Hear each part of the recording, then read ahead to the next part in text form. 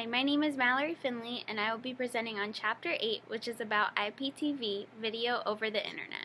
Since the prediction of TV everywhere in 2012, there has been an explosion of new forms of video programming.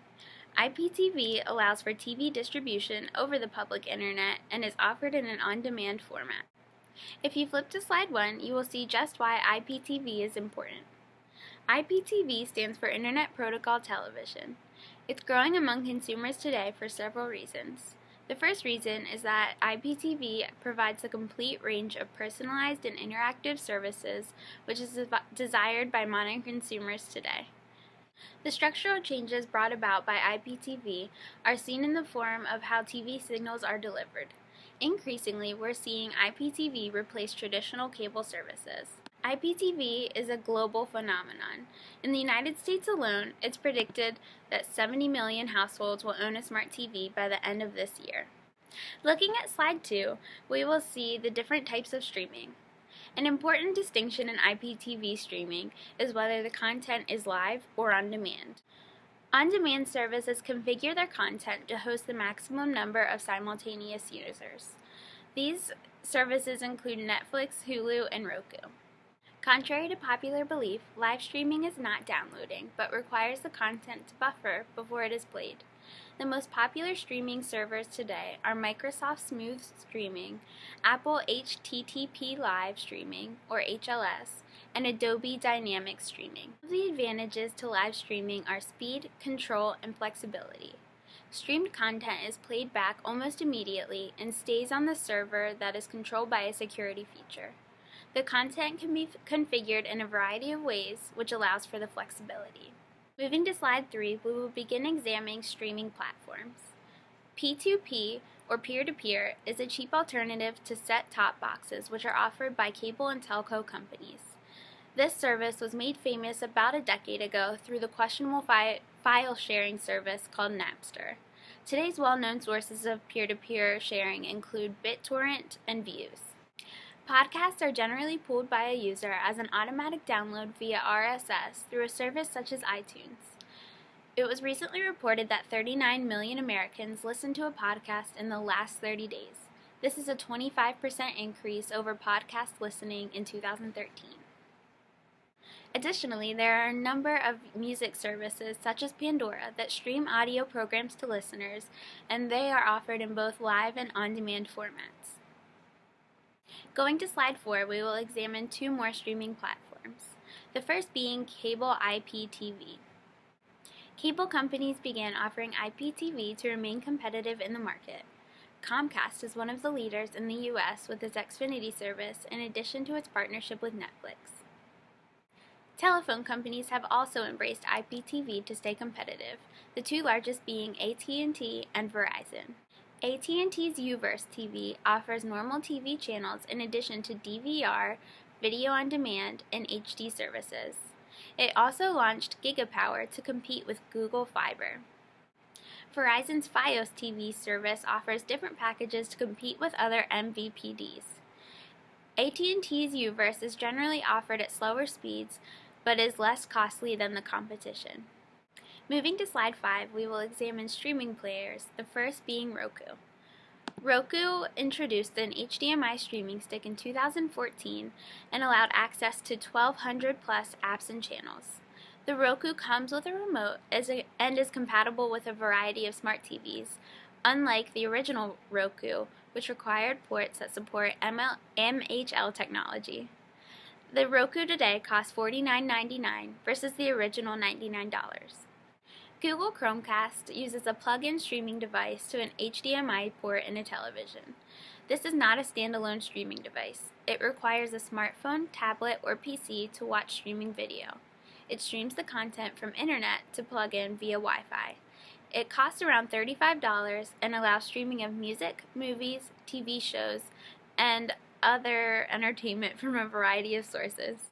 Apple TV runs through a square plug-in to a TV's HDMI port. It uses iTunes to bring viewers TV, movies, music, and gaming. The criticism of Apple TV is that it's much more expensive than other services.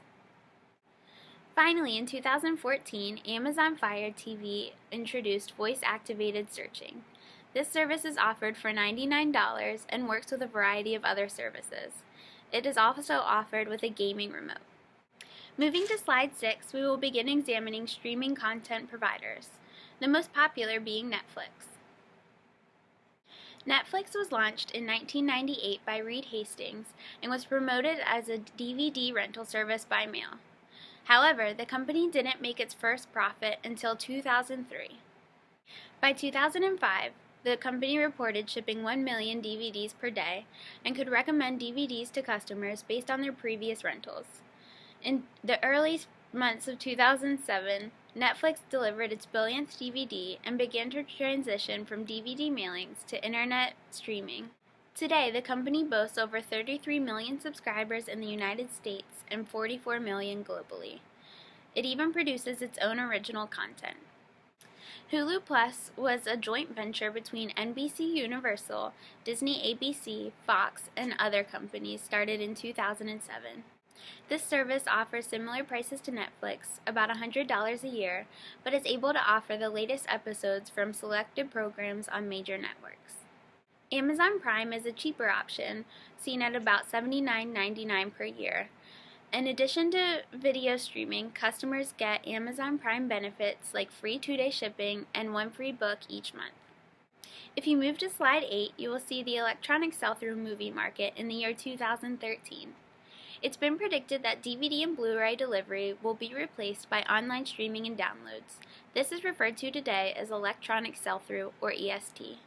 By mid-2013, reports show that Apple iTunes held 61% of the EST movie market, followed by Amazon Instant Video with 15%.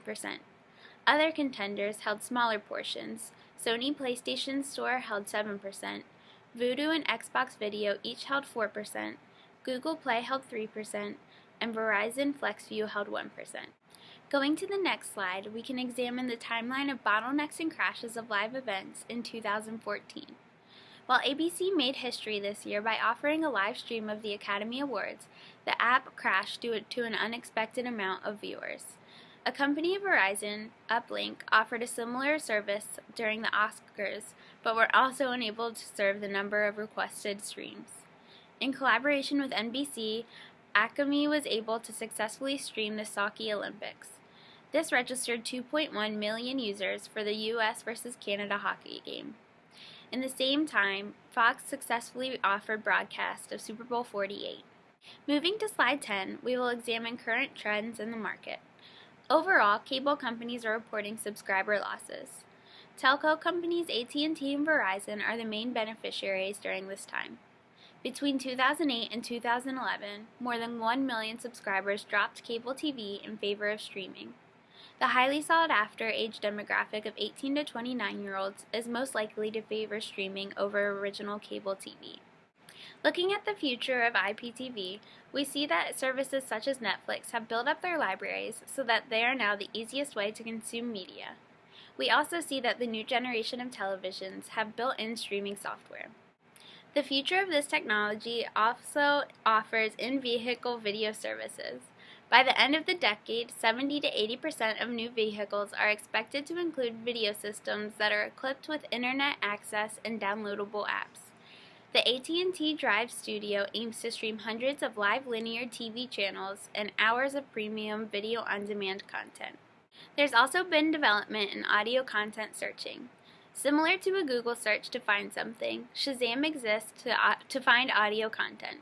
Marketing itself as the second screen experience for viewers, it allows viewers to call up sound-related content for whatever they're watching, which would mostly be useful for reality TV shows or talk shows. In reviewing all of the content that was presented to us in Chapter 8, the question that I want to pose to you is, do you feel that the nature of TV everywhere interferes with our own connection to God? Thank you so much for your time in viewing this presentation, and I hope that you learned something more about IPTV.